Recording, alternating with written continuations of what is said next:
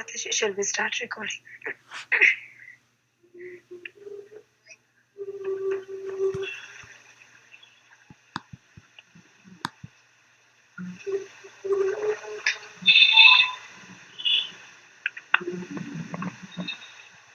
Mataji, shall we start recording?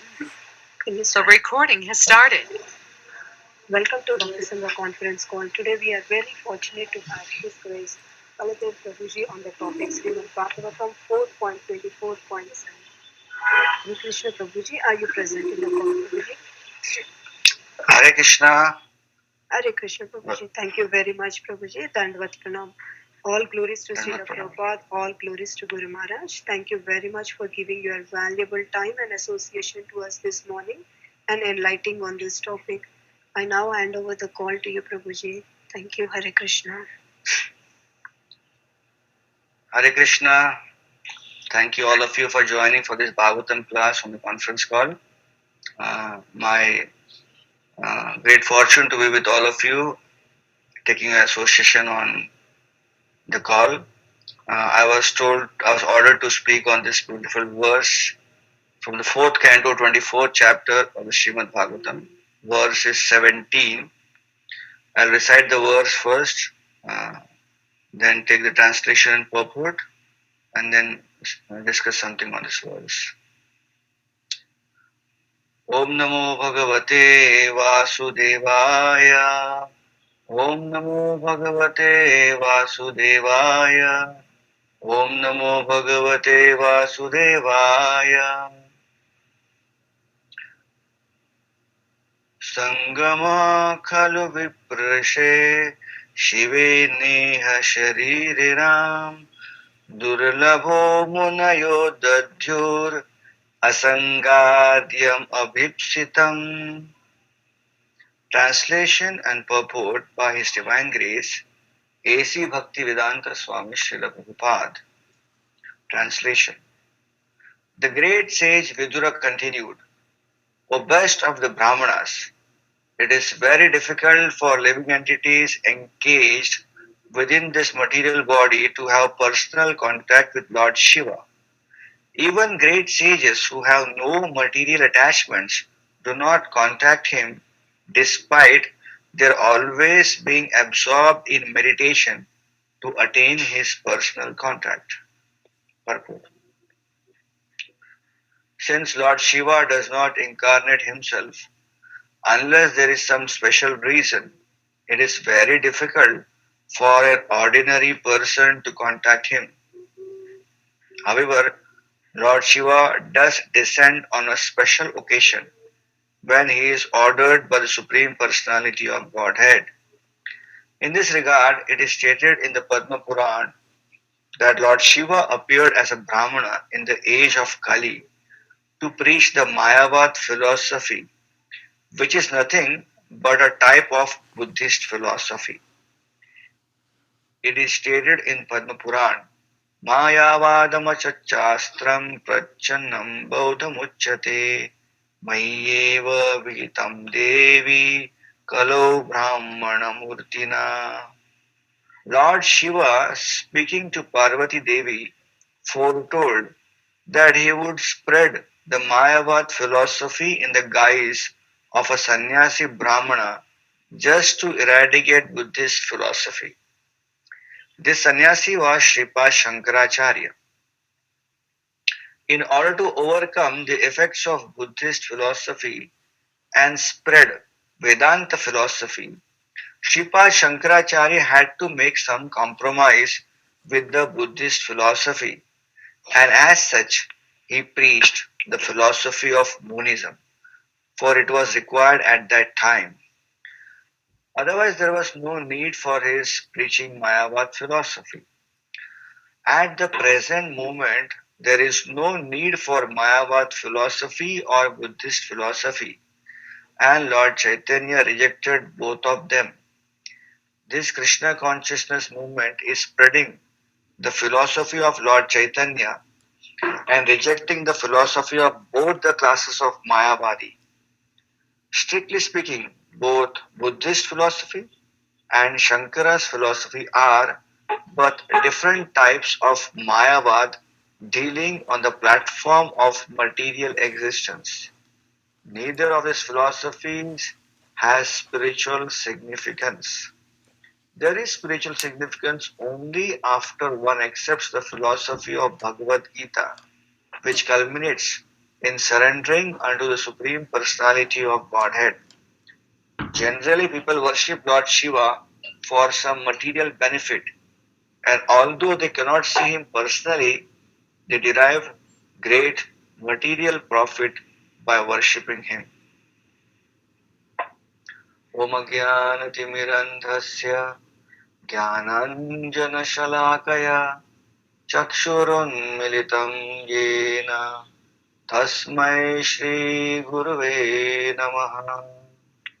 Nama Om Vishnu Padaya Krishna Prasthaya Bhutale Srimate Bhakti Vedanta Swamin iti namine Namaste Saraswati Deve Gauravani Pracharine Nirvishesha Shunyavadi Pashyatya Deshatarine Vanchakalpatarubhyasya Kripa Sindhubhya eva cha Patitanam Pavanebhyo Vaishnavebhyo Namo Namaha.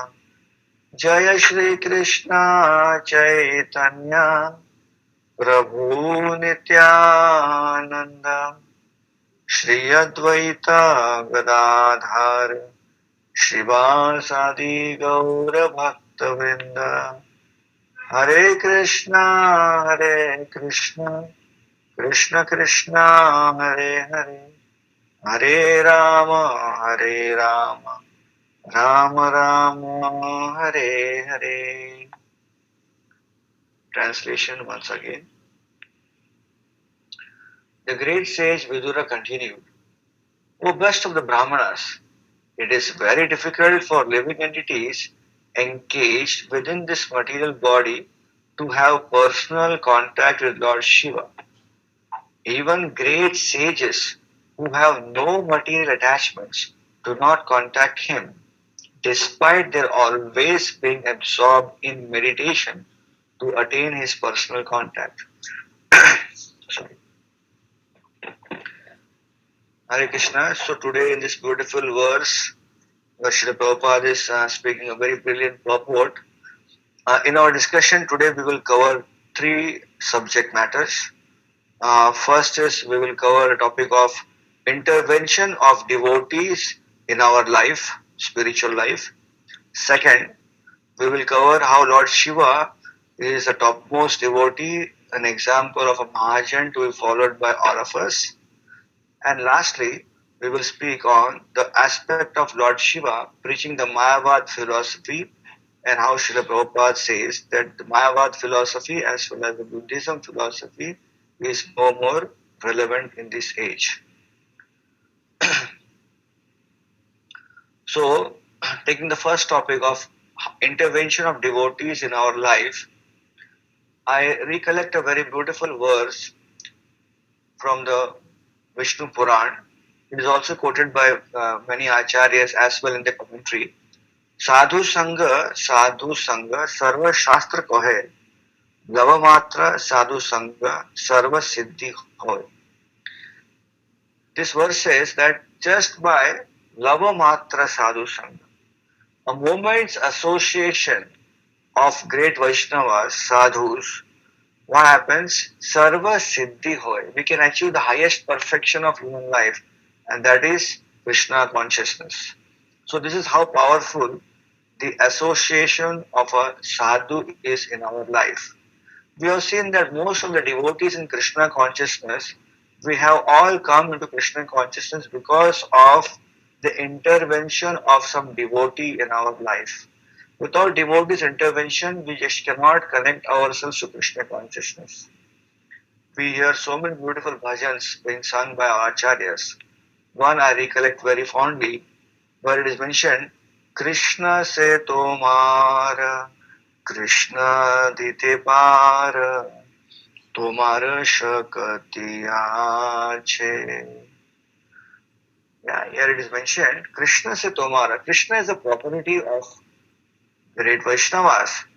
Krishna Ditya Para. Not only that Krishna is a property of great devotees, but Krishna is also to be given by them. The great devotees keep Krishna with them, but also share Krishna with others. Krishna Ditya Para. Tomara Shakati Achi. And that this can be done only by the mercy of Vaishnavas. So taking this clue that how intervention of devotees in our life, I remember a beautiful story which I came across in one of the Vrindavan Yatras which I had attended a few years back. This was about how Lord Krishna, who used to play regularly every day with his cowherd boyfriends, and they would play different kinds of games every day. So one day Krishna proclaimed to all of his friends, let us play today hide and seek. Right? They call in Hindi luka chipi. That means you hide and the person who is supposed to watch out will go and seek you out. So Krishna had an amazing way of dealing with his friends. Usually what would happen is one person would be searching for everyone else, right? Everyone will hide and one person will search. But Krishna kept a strange clause in this game. He said that you all search for me and I will hide. So just imagine all these cowherd friends of Krishna, they all close their eyes and then Krishna goes invisible. Krishna goes to do hiding place. Now everyone is frantically searching for Krishna. Now who can, if Krishna decides to hide himself, who in the world can go and reveal Krishna to anyone? Because Krishna has decided to hide himself. So all the cowherd friends of Krishna were frantically searching for Krishna, but to no avail, they could not find Krishna. So what happened is, at that time, suddenly a peacock came into that area. And the peacock started singing very beautifully. The way the peacock usually sings, right? Generally, the peacock always sings when the peacock sees dark monsoon clouds in the sky. So in the occasion of sun being, the rains will come soon. The peacock is very happy. So the peacock sings a beautiful song. Now in this case, the peacock was singing, and all the friends of Krishna were thinking why the peacock is singing, because they saw in the sky that the whole sky was clear. There were no clouds. So immediately they understood that the peacock is singing because the peacock has mistaken Krishna's beautiful color to be the color of a monsoon cloud, Ghanasham. So they understood, they got a clue from the peacock that peacock is able to see Krishna. And if you see in the direction where the peacock is watching, you are able to catch Krishna. So all the friends of Krishna, locating the direction in which the peacock is watching and singing so beautifully, they went and caught Krishna. So Krishna was very happy to be caught by his friends. So it is mentioned that here in this connection, Krishna's friend could not catch Krishna until they were helped by this peacock. So this peacock represents a devotee, right? We as sadhakas or we as conditioned souls, we can't reach Krishna directly. We can try our best using all our talents, skills, values, everything. But we just cannot reach Krishna because Krishna is hiding. Krishna is hiding away from the materialistic vision. So we need a visionary person, and that's a devotee. So great devotees, they speak. Just like it is mentioned here in the story that the devotees, the friends of Krishna, located Krishna from his hiding place through the words of the peacock. The peacock was singing words, and through that they understood that yes, the peacock is indicating a particular direction. So the whole idea is that we cannot see Krishna. Krishna is invisible to us. But when devotees speak and give us understanding of Krishna consciousness, then they indicate a path. They show us a path on which, when we traverse, we can reach Krishna and we can see Krishna. So this is the contribution, the intervention of devotees in our life. So Krishna is beyond us, but by devotees' intervention, definitely for sure, we can reach Krishna. Few years back, I remember we're talking about Shankaracharya now, Mayavad. I happened to go to this place Udupi in south of India, in India. This is a famous place of Shripad Madhvacharya. Somehow or other, I had a friend who also was previously from Shankara Sampradaya who had become a devotee.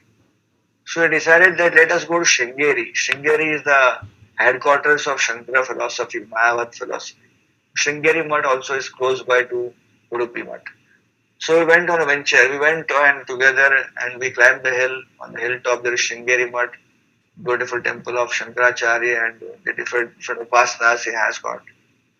So while going to a temple, I saw like every South Indian temple, this temple also had a big, huge elephant. This is one of the attractions in many temples in south of India. They have an elephant. They keep elephant near the main gate, and people come and they feed the elephant, and they also give some dakshina to the elephant. The elephant blesses them with his trunk like that. So when I went near the elephant, I saw the elephant was having gala time. It was his lunch time that time. So I saw amazing. Now imagine when elephants eat their lunch. Now they can't be having one plate of prasadam like we take, because that's our capacity. We can eat as much as one plate maximum, or maybe a little more than that. But when elephants eat, they eat voracious, right?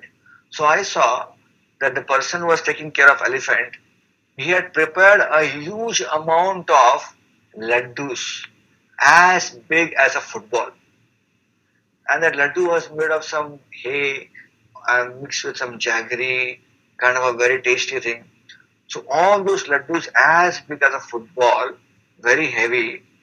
This elephant mahot, this elephant caretaker would take one laddu and then the elephant would lift his trunk and he would push the entire laddu into the mouth of the elephant. And the elephant would gulp the laddu as if the laddu did not exist at all. So one laddu went in and I thought maybe now it's enough because for us the capacity of that one big laddu is we can eat for 1 week. But the elephant galloped, swallowed one laddu, and then immediately the caretaker took another laddu and put it inside the mouth of elephant, and that also is swallowed. The third laddu went in, the fourth laddu went in. I was surprised how many laddus are going inside, and the elephant is eating all those laddus. Finally, all those 16 laddus, round laddus, went into the mouth of elephant. And I was thinking every day we chant 16 rounds of Hare Krishna mantra. And for this elephant, there were 16 round laddus which he has to eat every day in his lunch. So, another thing which I saw was after 16 laddus were given, now the elephant wanted some water to drink. Now you can't use a glass to pour water into the mouth of the elephant. So this caretaker got a hose pipe on the water supply and out came all the water gushing out of the pipe. He just put the whole pipe inside the mouth of the elephant. And the elephant was drinking the water from the pipe. And this caretaker went for some time, 5 minutes here and there. Meanwhile, this elephant was drinking all the water, storing all the water in his stomach. And then this elephant keeper came out and removed the pipe. So that was a gala lunch for the elephant. So when I saw that, I noticed one thing. That when the elephant was eating laddus, there were some crumbs of that laddu which was falling down near him on the ground. And then I saw that there near the crumbs were very enthusiastic ants, big black ants, who were coming and picking up those crumbs and they were having a very nice feast. For them, that leftover of the elephant was like a big feast for next 7 days, big enough to carry home and stock it. And an amazing thing, my friend was talking and we were discussing and mentioning that, just like this elephant, his capacity to eat is such a high capacity. And what falls off, the ants for them, that is their existence. That is how they feed themselves. What falls off, without elephant knowing that, it just falls off and then the ants pick up that thing. So if you compare elephant to a pure devotee, we see that pure devotee's capacity to speak about Krishna, to hear about Krishna, chant about Krishna. It's so amazing. They're fully absorbed. The elephant was fully absorbed in eating. He had no idea in his life that whatever is falling off from his mouth was eaten by those ants. He was having that time eating himself. So a pure devotee is fully absorbed in Krishna consciousness. He is so absorbed 24 hours. In that absorption, when he starts speaking about Krishna for his own pleasure, for by pleasing Krishna, that little crumbs of those words which come out, and when we conditioned souls hear those words, we get enlightened and we get a path to practice Krishna consciousness. So the ants can be compared to all of us, and the elephant is compared to pure devotees. Now we can see in the life of Srila Prabhupada also. Srila Prabhupada was completely immersed in Krishna consciousness. And then in 24 hours of immersion of Krishna consciousness, in few hours he wrote some books, and gave us. And those books are something which we can actually read and take inspiration for our entire lifetime. What he has given during his night time, few hours of study and reading. Throughout his life, he was absorbed in Krishna consciousness, and he gave some few books, and that's enough for us to read, get absorbed, and go back to Godhead. So this is how we can see the intervention of devotees in our life. Now, taking the next point of Lord Shiva here, we are seeing that Prachetas, they have been ordered by their father, Prachini Varishad Maharaj, that before they take up Grahastha ashram, they should go and do tapasya. Tapo divyam putraka yena sattvam. They should do tapasya, get purified, so that when they come back, they can give rise to good progeny, as well as become good rulers on this earth planet. So the aim was very clear. The Prachetas were looking for guidance. They were going towards the south to do some tapasya. Now, out of nowhere, out of, like you can say, blue, Lord Shiva appears there.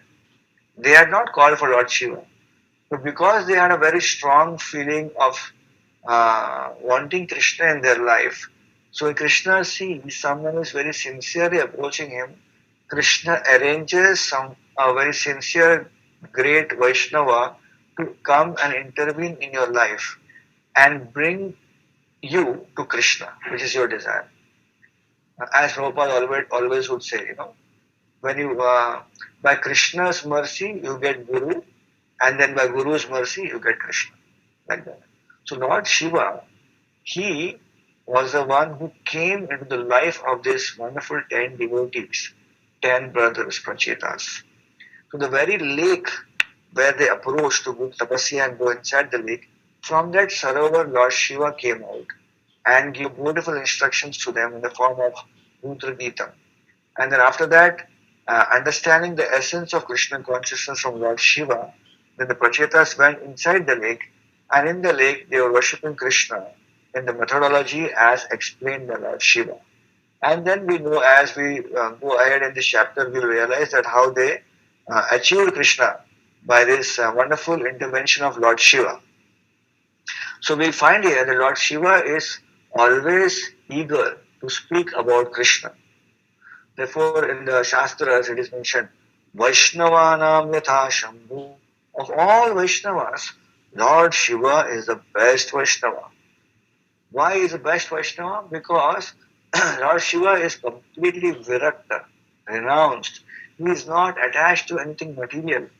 His own wife is Durga Devi. She is the material energy. He can have everything for her, from her, for his own enjoyment. But he is always as a recluse. He is never involved in any material affairs. He is busy meditating and chanting the holy names of Lord Ramachandra, like that. So this is the beautiful life of Lord Shiva, where he is completely absorbed in Krishna consciousness.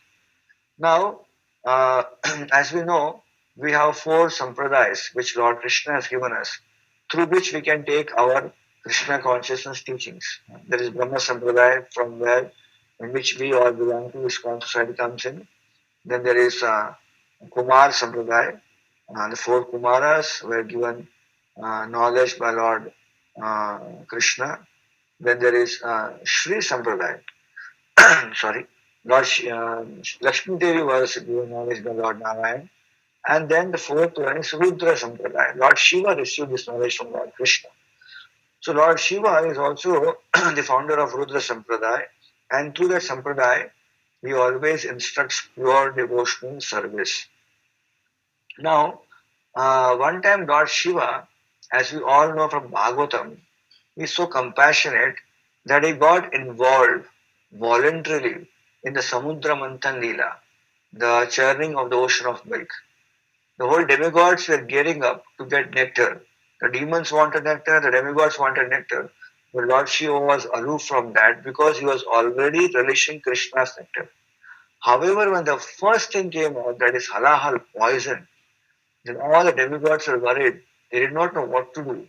And Lord Narayan told them to approach Lord Shiva for help and ask him to drink this halahal poison. So Lord Shiva, he he got the whole halal poison and condensed it like a condensed milk rabdi and drank the whole thing. And because he was remembering Lord Narayan always, Lord Rama always, that that wish did not go beyond his kantha. And as a result, his kantha became blue. Therefore, he got this beautiful name Kala Kantha or Neela Kantha. So someone came running to Lord Shiva and said, Lord Shiva, you drank halal poison. You must be feeling a lot of burning sensation.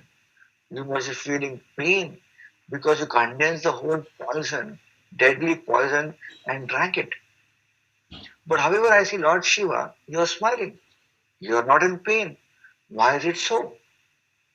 So Lord Shiva smiled. And Lord Shiva said, because I am constantly chanting the holy names of Lord Ram. So what can this poison, which is called wish, do to me?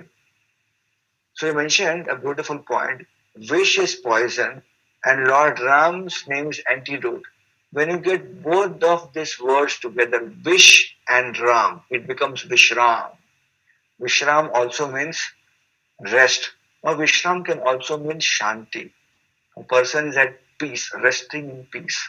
So Vishram, Lord Shiva got Vishram, drank Vishram or drank Visha, but also had Ram. And therefore, even though he went through this ordeal of drinking Vish, he was not affected. He kept his cool because of his connection with Krishna, like that. So this very thing, this very chapter which we are now discussing in our Bhagavatam conference call, this whole incident of Prachetas had happened in a very holy place in India. Few years back, I got an opportunity to go to a holy place in South India. That's in Kerala. It's in Thrissur district. The name of the place is called Guruvayur. Now it is mentioned when I went to Guruvayur, I came to know that Guruvayur is a very place where these pastimes of Prachetas took place. There is also this tank, the Sarovar, which we are mentioning here, wherein Lord Shiva met the Prachetas and Prachetas entered into that Sarovar. Today that Sarovar is a small tank in Guruvayur. That is called the Rudra Sarovar.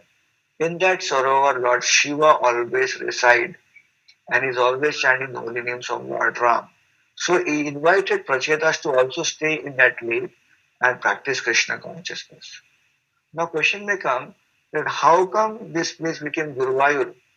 So to make things very short, there's a very beautiful story wherein how this deity of Guruvayur was being worshipped by Mother Devaki in Dwarka, right? So Lord Krishna had made this beautiful deity and given it to Devaki to worship. Now what happened is when Dwarka was about to be submerged, when Krishna uh, was completing his pastimes in Dwarka, Krishna he called upon Vayu and he also called upon Brihaspati. That there's a beautiful deity which my mother is worshipping, which I had personally given. It is not different from me. I want both of you to take this deity and worship after Dwarka gets submerged. So it is mentioned that Vayu and Brihaspati came along from the higher planets. But by the time they reached here, Dwarka was already submerged in the water. Seeing that, Brihaspati became very depressed. that they lost an opportunity to get this deity. As a result, he sat on the banks of this ocean and began to meditate on Krishna. Meanwhile, Vayudev, he was also little not very happy, but he thought, while Brihaspati does his meditation, let me spur into action. I'm sorry. Let me spur into action and do something little more practical. So the Vayu Dev, he entered into the ocean searching for where the deity is. And down below on the banks of the ocean, he found the deity in the depth of the ocean. So to give a surprise to Brihaspati and to give credit to Brihaspati for his meditation, Lord Shiva, he started to shake the waters. And through the shaking of the waters, sorry, Lord Shiva, Vayu Dev, he brought the deity of this Krishna deity up on the ocean waves. And through the waves, he started pushing the deity towards the place where Brihaspati was sitting. So the actual activity of getting the deity out was done by Vayu, but he wanted to give credit to the other devotee. So we can see that how two devotees are interacting with each other. One is doing the main work, but he wants to give credit to the others. So Brihaspati is meditating, and the deity comes right in the front in the water. It is Vayudev who makes Brihaspati wake up and said, "Please wake up from meditation. You see, by your meditation, Lord Krishna has appeared in front of you." So Brihaspati is very happy. So Brihaspati picks up the deity, and then he tells, "Now we should go and worship this deity in some place which is very suitable." So the Vayu says, "Why don't you sit on my back and we'll travel through the wind, through the air, and we'll locate a place where we can have beautiful deity worship of this beautiful deity." So while going through the air, it is mentioned they were crossing this area, and Lord Shiva came out of this lake and called both of them down and asked them, "Where are they heading to?" And they mentioned, "We're looking for a beautiful place near the ocean, as Lord has told us, and we are looking for a place where we can worship this deity." Lord Shiva said, "Why not this place?" So then this devotees, both Vayu and Brihaspati, got the deity here, and they worshipped the deity on the banks of the Sarovar.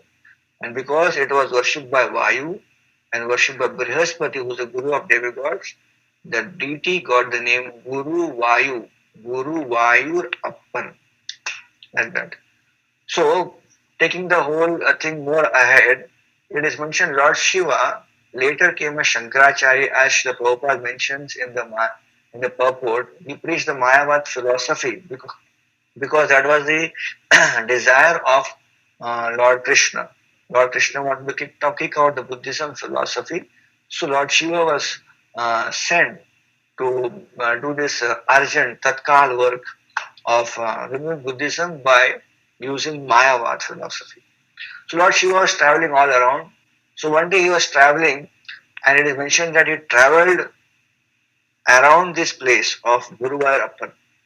So because he was Shankaracharya, he was a Mayavadi guru, he is a Mayavadi preacher. So as he was traveling via this place, he heard a lot of gongs and cymbals being played, and there's a beautiful arti going on of Guruvayurappan. So devotees singing beautiful songs for Guruvayurappan's glorification. So Sandhya Vandanam time, evening time. So Shankaracharya saw toward the temple, and he said, "Oh, these people are mad. They are worshipping a stone, thinking it to be God." So when Shankaracharya said those words, Guruvayur, the deity Krishna, became very unhappy. He said, "How this person can even call me a stone? I will teach him a lesson." So as Shankaracharya was moving, suddenly Shankaracharya could not move. He just froze. Shankaracharya was very powerful. He could not move, not even budge an inch. He tried his best. Then he understood there is something mystical in this place. I am not able to travel ahead. Maybe just now I have done some mistake. And then he recollected that yes, I just spoke that the deity is like a stone. Maybe it is not like that. Let me go to the temple. So he was trying to go ahead, he could not go ahead. But when he tried to walk behind, it was easy for him. He could easily walk behind but not walk ahead. So retracing his path, he walked behind and came to this temple of Guruvayur. And when he saw this beautiful deity of Guru Vayur, suddenly outpoured the devotion from his heart. Lord Shiva was a great devotee. As Shankaracharya, he had a difficult task to perform, but as a devotee from the heart, seeing Lord Krishna's beautiful deity, out came beautiful bhajans glorifying. And he sang eight beautiful astakams, eight stanzas glorifying Guru Vayur. Even today, to commemorate this pastime of how Lord Krishna was not happy because Shankaracharya called him a stone, and then he called Shankaracharya, he forced him to come and take darshan, and Shankaracharya spoke these beautiful songs. On the beautiful wall of Guru Vayur temple, they have put this beautiful bhajan there, Ashtakam, called as Guru Vayur Ashtakam. So this is a brief background of how the connection of Guru Vayur with Shiva and all Shankaracharya came. Coming back to the last point of our discussion today, Prabhupada mentions that Mayavad philosophy was relevant for a particular time, but now it is not relevant. Not just Mayavad, but even Buddhist philosophy is not relevant. Now Lord Chaitanya Mahaprabhu has come to give us Achintya Bhedavid Tattva, and through that we can understand Krishna very easily. So therefore we find up late in our sampradaya, in our whole sampradaya of Vaishnavism, Gaudiya Vaishnavism, we find our acharyas doing Mayavad Khandan. They are defeating Mayavad. But of lately more, we find Srila Prabhupada, Srila Bhaktisiddhanta Saraswati Thakur. They have gone way ahead to do complete smashing of the Mayavad philosophy. Right? We find Srila Bhaktisiddhanta Saraswati Thakur was also we were very unhappy seeing a Mayavadi. We would catch the person, try and defeat him by logic, by arguments, by philosophy. And Srila Prabhupada, our Srila Prabhupada, he was also traveling all over the world and he was preaching Krishna consciousness and smashing the ignorance of this philosophy of oneness. In fact, in Srila Prabhupada's Pranam Mantra, Srila Prabhupada inculcated this line, Nirvishesha Shunyavadi Paschatya Desha Tarini. Srila Prabhupada, he has given up, rather, Srila Prabhupada has especially come to defeat the Mayavad philosophy, defeat the Buddhist philosophy, the Nihilism, and establish Krishna consciousness all over the world. Gauravani Pracharini. I remember a beautiful story of Srila Prabhupada. There are many stories of Srila Prabhupada very uniquely confronted Mayavadis, where they spoke Mayavad philosophy, right? So, there's one story where Srila Prabhupada was in Japan and Srila Prabhupada was accompanied by two of his disciples, Gurijan Prabhu and Sudhama Prabhu. So from Tokyo, they had organized a program in a nearby city called as Kobe, and they wanted to take Srila Prabhupada with them. So they reached Kobe by a bullet train. Prabhupada was traveling for the first time in a bullet train. So the devotees were excited. They thought Prabhupada will be very happy to because we are traveling in a bullet train. So they told Prabhupada this bullet train is traveling at a speed of maybe 1,000 miles per hour like that. So they thought Prabhupada was excited by this train. So Prabhupada said they are traveling so fast, but they do not know where they are traveling. So we as Vaishnavas should give them direction. Otherwise, all this technology, everything will take them in a wrong direction. Srila Prabhupada reached Kobe, and there was a community of Sindhis who had arranged a program in Hindi language for Srila Prabhupada. So Prabhupada reached, so there was a small dais. Prabhupada sat there, he sang a beautiful kirtan, and after that he began his class. Soon Prabhupada realized that in the audience, along with the Sindhi audience, one Mayavadi sannyasi also had come and sat in the audience. So Prabhupada gave his beautiful lecture, and after the lecture was over, one of the organizers from the Sindhi community came and said, Swamiji, kindly get up from the dais, because now you can sit in the audience. Now this Swamiji has come, he will sit in the dais and he will speak now. So Prabhupada was not happy with that, because the Mayavadi was supposed to speak. So Prabhupada did not get up from the dais. Prabhupada kept sitting there. So the organizers were confused. So they went to Gurujanpu and asked him, can you tell your spiritual master that he can get down now from the dais so that the other person can sit? So Gurujan Prabhu saw Prabhupada, Prabhupada was very grave, he didn't want to approach. So he told the organizers, my spiritual master, whatever he decides, you'll do that. So I do not know what to do. If he decided not to get down from dais, maybe it's very difficult to convince him. Maybe you can try some other ways. So they went again and tried to convince Prabhupada to get down from dais. Prabhupada did not get down from dais. He said, this is Vyasasana. Here, Vyasdeva representative should sit, and only Krishna consciousness should be spoken. Prabhupada did not get down. So anyway, so that's when understand the predicament, the Mayavadi sannyasi who was there, he took the mic and wherever he was sitting in the audience, he began to speak. So Prabhupada was hearing him speak in Hindi. So the Mayavadi was speaking in Hindi, Prabhupada was hearing. After 5 minutes, Prabhupada became very unhappy. He pulled out his kartal again, and while the Mayavadi was speaking his lecture, Prabhupada became a roaring kirtan. He said, Jaya Shri Krishna Chaitanya. And Prabhupada singing. And everyone was surprised. Why Prabhupada suddenly singing? The lecture is going on. But Bhurijan Prabhu understands Prabhupada's heart. And Sudama Prabhu also immediately joined the chorus. So Prabhupada is singing and the devotees are in chorus. And now they can't do anything because Prabhupada is banging the kartals loudly. So the Mayavadi is completely disturbed. He's thinking what to do. He becomes annoyed and he walks away from the audience. And Sindhi people are more confused. They're thinking what this Swami is doing. First he did not get from dais, and now when the lecture is going on, he is starting his kirtan in between. So somehow because Prabhupada was such an elevated person, they could not tell anything to Prabhupada. They somehow very much appreciate Prabhupada's wonderful visit to their Kobe place. And then when Prabhupada was going back to Tokyo, both the devotees asked Prabhupada, Prabhupada, why you began a kirtan when the lecture was going on? And why you began a kirtan so late? Why not beginning? So Prabhupada said, I was hearing him speak. For first 5 minutes, he spoke something sense.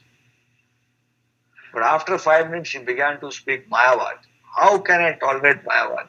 So better to it's like best, attack is the best form of defense. So therefore I thought, let me attack with Krishna consciousness. The best method of attacking Krishna consciousness is to chanting of the Hare Krishna Mahamantra. Hare Krishna, Krishna Krishna, Hare Hare. Hare Rama, Rama Rama, Hare Hare. So this is how we can see Srila Prabhupada was very, very strong. One time, I remember many years back, His Holiness Bhakti Vikas Maharaj wrote this book, Beginner's Guide to Krishna Consciousness. And then after that, he followed up with many other beautiful books. He wrote a book on Brahmachari and Krishna consciousness. So one of the devotees in our temple met Maharaj and he told Bhakti Vikas Maharaj, why don't you write a book, something on defeating Mayavad? So Bhakti Vikas Maharaj immediately replied that I don't have to write a book. Prabhupada has already written a book. I said, which book Prabhupada has written? Prabhupada has written Bhagavad Gita. In Bhagavad Gita, he has thoroughly smashed Mayavad. You don't have to write another book for that. So this is Srila Prabhupada's teaching. Wherever he got an opportunity, when Mayavad crept in, he smashed Mayavad. And that was his mission, to establish pure Krishna consciousness and remove this this black spot of Mayavad out from it. So in this way, there are many more incidents which we can quote. Lastly, I would like to speak a very nice story, not a story, but a kind of understanding that Lord Chaitanya Mahaprabhu, when he began to preach, he decided first to take sannyas because as sannyasi he will get respect. Lord Chaitanya Mahaprabhu saw that time Vaishnava sannyasi was not as considered important as a Mayavadi sannyasi was given respect. So Lord Chaitanya Mahaprabhu, who is the quintessence of all incarnation, Avatara Sara Gaura Avatar. So he took sannyas from a Mayavadi guru, from Mayavad Sampradaya. However, Lord Chaitanya Mahaprabhu did this for a purpose, so that as Mayavadi sannyasi, getting an initiation from that Sampradaya would give a lot of respect.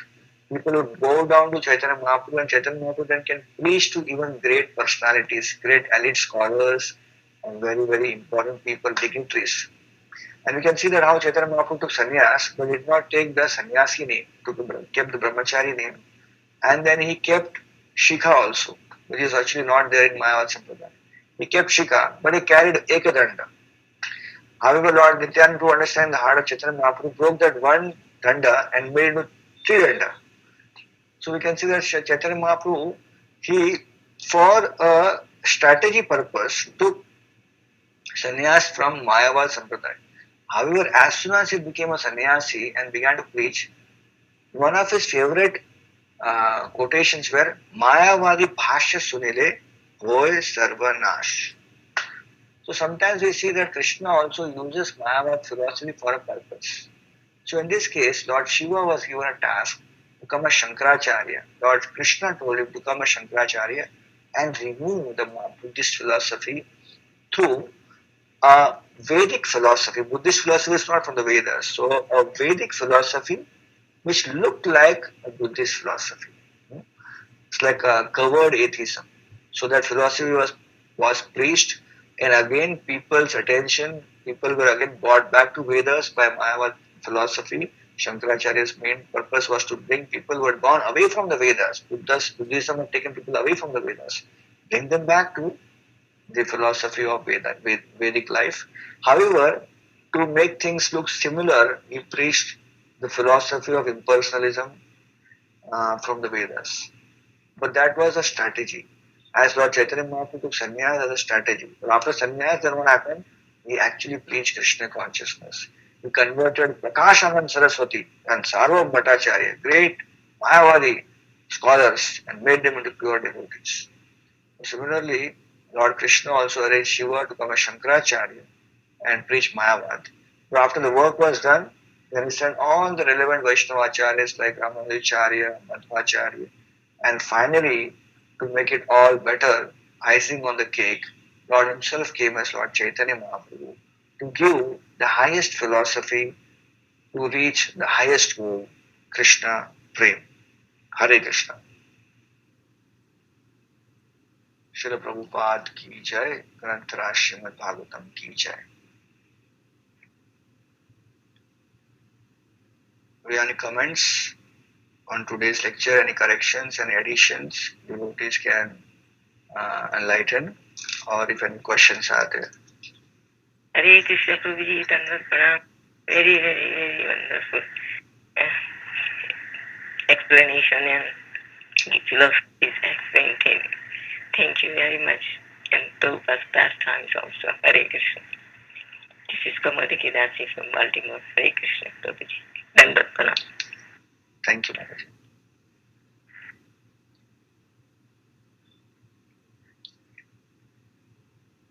Hare Krishna Prabhuji. So beautiful class, Prabhuji. If anybody have any questions, please go ahead. Hare Krishna Prabhuji. Thank you for the beautiful class. Thank you for the wonderful class. Hare Krishna.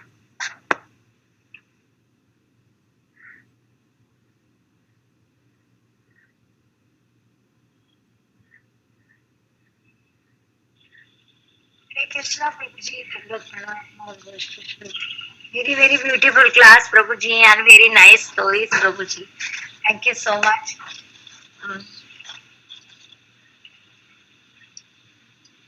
Hare Krishna, thank you. Hare Krishna Prabhuji, thank you for the beautiful class, and especially the stories, both the elephant one, so relevant, and real life experience of yours, so nice, and also Srila Prabhupada's, kind of acting like a child and not ready to give up and just sitting there. It sounds so amazing, and only Srila Prabhupada could do that. And thank you for sharing that, Prabhu. Thank you very much. Hare Krishna.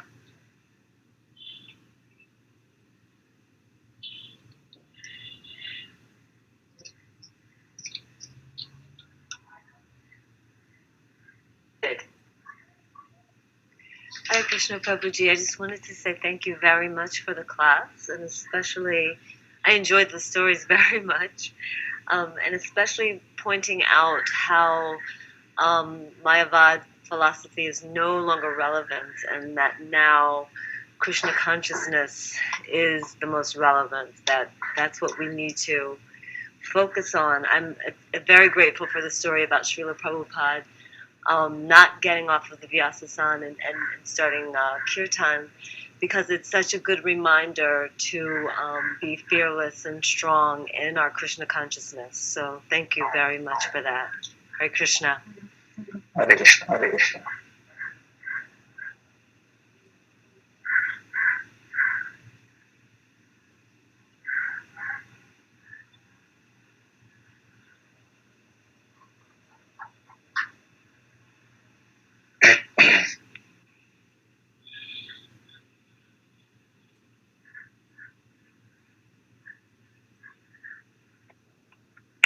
Hare Krishna, Prabhu. Hare Bol. Hare Krishna, Prabhu. Prabhu, it was wonderful, Prabhu. The class and then the pastimes and then the different ages. Like, yeah, Prabhu, but I have quick question, Prabhu. So that, the Buddhists, okay, yes, for us, we know that, okay, in that situation, that if Mahaprabhu incarnated, it won't make sense. And then Lord Buddha came, and then after that, yes, the platform is little better.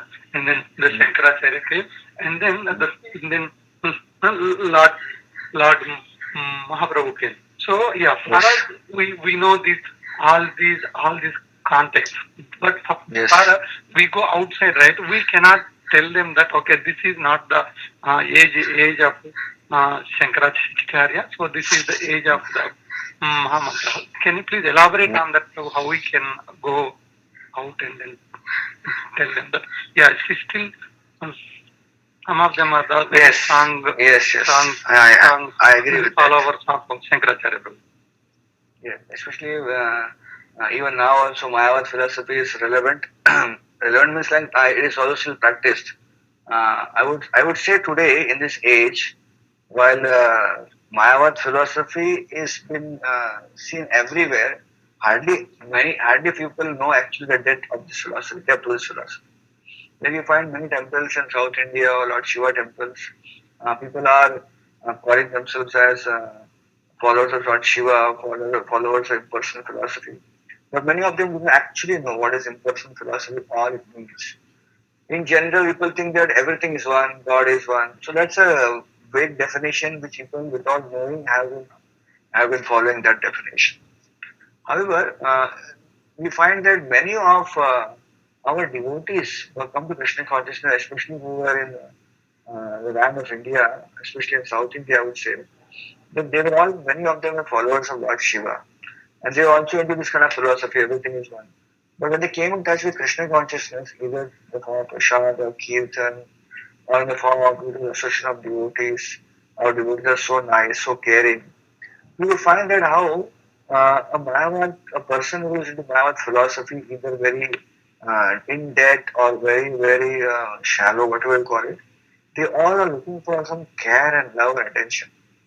This philosophy of Mayavad doesn't give us some love and care and attention, which actually a spirit soul requires. Sat, Chit, and Ananda. Sat means eternal, Chit means full of knowledge, and Ananda means bliss. So Mayavad philosophy can give us only understanding of eternal, understanding of how we are eternal. So when Krishna consciousness comes in the picture, we see that more than giving knowledge to that person, the aspect of Krishna consciousness which is very blissful in terms of kirtan, in terms of prasadam, in terms of association of devotee, that is very important and relevant. So if we really want to approach someone who is into philosophy of Shankaracharya, I would say don't approach him through the aspect of knowledge, because his bottle or a glass is already filled with a lot of knowledge. So better to not enter into more knowledge and fill the brim of the glass and overfill the glass. We would rather suggest people should give a cultural experience which they are lacking in terms of the anand aspect, the bliss aspect. Our Krishna consciousness is all about blissful practice, right? This reminds me of one very wonderful example I would like to also quote at this time. I hope we have time for this. I will make it quick for you. Many years back, I am from ISKCON Chopali temple. Many years back, in the foundational years of ISKCON Chopali, 1987-88, on that time, those were the days when not many devotees were in Chopali temple, so hardly any brahmacharis. So we had that time our temple president as Mukhi Samit Maharaj, previously known as Devamrit Prabhu. So then anyone coming temple asking for shelter, we would always give them the sham. I mean, he would always allow, let him come and try. If he stays, becomes a devotee, it will be helpful because we always people here in our temple. So one young man walked in and he was having this tilak sideways, like Lord Shiva's follower. And he said that I want to practice your philosophy of Krishna consciousness. I want to stay in your ashram. So our temple president thought that let us give a chance. He's spiritually inclined. Maybe he'll change his ways, his habits, his philosophy, and let him stay for some time. So then he said that I will do whatever service you tell me. But I can see that you have a morning program which starts at 4:30 a.m. till 9 a.m. So you do all kinds of activities. You do your japam, you do your meditation, and you do Guru Puja and Darshan and Bhagavatam. See, I have a guru. My Mayavadi guru has told me to read Bhagavatam. Okay. So I will read Bhagavatam. So 4:30 to 9, I will be in temple hall, but I will read Bhagavatam. So Prabhuji thought, okay, Krishna consciousness works very slowly, so let him try. Maybe he will be affected by our Krishna consciousness. So every day without fail, for the next 3 days, this gentleman would sit next to Prabhupada at the rear end of the ashram of the temple hall. And from morning 4:30, while devotees are having the Mangalarti, etc., he would just sit and open Bhagavatam and read Bhagavatam. So because he was reading Bhagavatam, it's okay. So he was reading Bhagavatam. I don't know why Mayavadi, his guru told him to read Bhagavatam. That is another story altogether. But anyways, he was reading Bhagavatam. That was sadhana which his spiritual master told him. Just imagine, Mangalarti is going on, everyone is reading Mangalarti, he's reading Bhagavatam. Then in Japa, everyone sitting around Prabhupada chanting around, and then he's sitting in between and reading Bhagavatam. Completely aloof. And then the best part, Guru Puja is going on around Prabhupada. And there he's sitting down and reading Bhagavatam, and everyone is dancing, Jaya Prabhupada, Jaya Prabhupada. That was his complete dedication in terms of his Guru's order. But however, he understood immediately in 3 days that I think if I stay here more longer, maybe I will not remain here.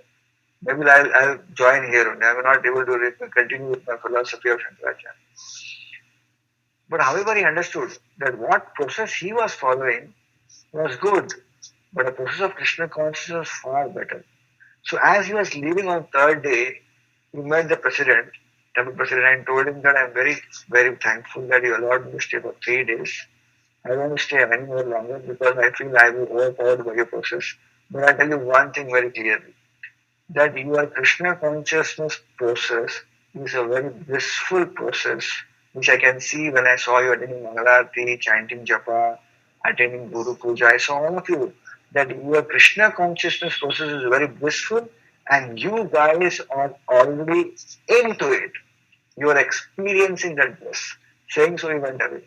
He did not become a devotee, but he understood that the process of Krishna consciousness is Anandamaya. I'll give this example to make you understand that how all of us know one factor that this Anand aspect is lacking in this world. People are looking for happiness in the material world, they don't get it. Even in spiritual circles, it is all dry philosophy, nothing much. So Krishna consciousness process gives us that Anand. So instead of taking the knowledge feature, instead of taking the philosophy feature, we would say that Krishna conscious devotees, if they want to preach to people in that particular sampradaya, in that particular realm, many of them are not even conversion of their philosophy fully. Give them prasadam, give them kirtan, give them a cultural experience. And that brings in some appreciation for our process. If someone appreciates Krishna consciousness, he has already begun his Krishna conscious practice, and eventually, slowly, he will come. Even though he may not become a devotee like this person did not become a devotee, but at least in his mind he will understand that this process is much more better than my process. But I just cannot do it my process like that. So while we can see so many people who are not Krishna conscious and maybe very much attached to Shankaracharya's philosophy, but the aspect of Krishna conscious culture, a cultural experience, can definitely bring them in Krishna consciousness, as Lord Chaitanya Mahaprabhu himself has shown. But how culturally he brought Prakashanand Saraswati by his humility into Krishna consciousness, not by debating, not by knowledge. By the aspect of humility, Lord Chaitanya Mahaprabhu tried to do. Lord Chaitanya Mahaprabhu also made Sarva Bhattacharya devotee by humility. So we need not go there and start debating with them. But as a humble Vaishnava, follower to Srila Prabhupada, we can present the cultural aspect of Krishna consciousness to Shanti, etc., and bring them or make them appreciate Krishna consciousness. Sooner or later, they definitely will take up Krishna consciousness in this life or the next life. Hare Krishna. Hare Krishna, Prabhu. Thank you so much, Prabhu.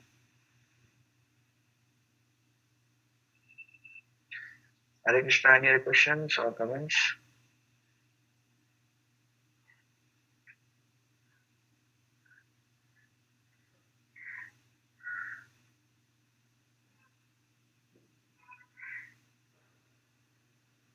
Thank you very much, Prabhuji, for your very enlightening class today, and we are very grateful to you. We look forward for your association again in future.